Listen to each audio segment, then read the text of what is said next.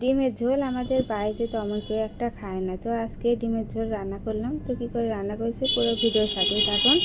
নমস্কার বন্ধুরা, আমি সীমা রান্নাঘরে সবাইকে স্বাগত জানাচ্ছি।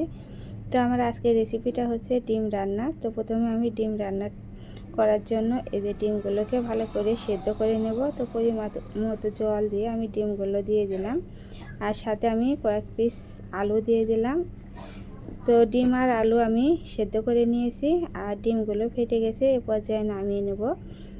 আলুগুলো আলাদা করে নিয়ে আমি ডিমগুলো ছুলে নেব, আর আলুগুলো আমি এরকমই গোটা গোটাই রাখবো। আর আমি ডিমগুলো ভালো করে ছুলে নিচ্ছি। তো আমাদের বাড়িতে ডিম তো বেশি খায় না, আর ডিম রান্নাই হয় না। তো আজকে একটা সহজ পদ্ধতিতে ডিমের ভুনা করেছিলাম আলু দিয়ে। কষা কষা করে পাতলা ঝোল করেছি। তো পরিমাণে খুবই কম, কিন্তু এভাবে রান্না করলে ডিমের ঝোল খেতে খারাপ লাগে না, ভালোই লাগে। তো এবারে কড়াইতে আমি পরিমাণ মতো তেল দিয়ে দিলাম, আর তেলে একটু লবণ আর হলুদ দিলাম। এই লবণ আর হলুদ দিলে কি হয়, ডিম ভাজার সময় অনেক সময় ছোটে আর গায়ে এসে পড়ে, চারদিকে তেল ছড়িয়ে যায়। সেজন্য এই লবণ আর হলুদটা আমি দিয়ে নিই, তাহলে খুব সহজে ডিমগুলো ভাজা হয় আর চারদিকে তেলটাও ছড়াই যায় না। তো যাই হোক, আমি ডিমগুলোকে ভেজে নিচ্ছি। তো সবগুলো ডিমই দিয়ে দেব। তো একটু লেগে যাচ্ছে, মানে আমার কড়াইটা যখন তেল দিয়েছিলাম, তো তার আগে কড়াইটা একটু ভালো করে গরম করে নিতে হবে। আমার একটু কড়াইটা গরম হতে কম ছিল, সেজন্য একটু লেগে যাচ্ছে। যাই হোক, আমি এভাবে হালকা করে ডিমগুলো ভেজে নিলাম। খুব একটা বেশি ভাজলে কি হয়, ডিমটা ছোবড়া হয়ে যায়, খেতে অতটা ভালোই লাগে না। সেজন্য হালকা করে আমি ডিমগুলো ভেজে নিই। তো আমার সব ডিমগুলো ভাজা হয়ে গেছে, আমি তুলে নিলাম। এবার ওই তেলে আমি বাকি রান্নাটা করব। তো এতে শুকনো মরিচ দিয়ে দিলাম ফোড়নের জন্য, আর একটু পাঁচ ফোড়ন দিয়ে আমি এবারে দিয়ে দেব রসুন কুচি।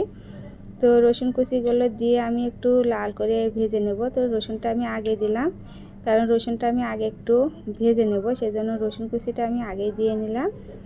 আর এবারে দিয়ে দেব পেঁয়াজ। তো পেঁয়াজ দিয়ে আমি কিছুক্ষণ ভেজে নেব, তার সাথে রসুনটা আরও ভালোভাবে ভাজা হবে।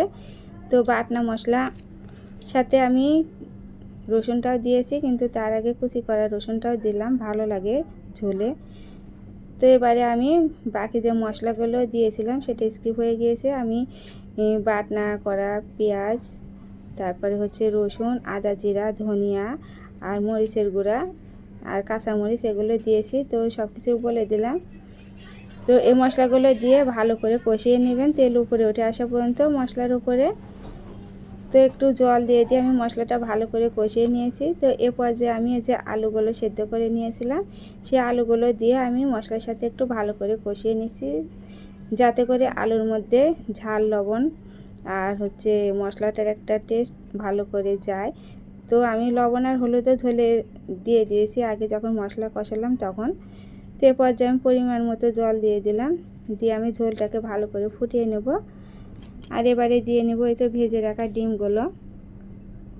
তো আমার আজকের এই রেসিপিটা কেমন লাগছে কমেন্টে জানাবেন। যারা ইউটিউব থেকে দেখছেন আমার চ্যানেলটিকে সাবস্ক্রাইব করে দেবেন, আর যারা ফেসবুক থেকে দেখছেন লাইক এবং ফলো করে দেবেন এবং শেয়ার করে দেওয়ার অনুরোধ জানাচ্ছি। তো আমার ডিমের ঝোলটা হয়ে গেছে, সামান্য ভাজা জিরার গুঁড়া দিয়ে আমি নামিয়ে নেব।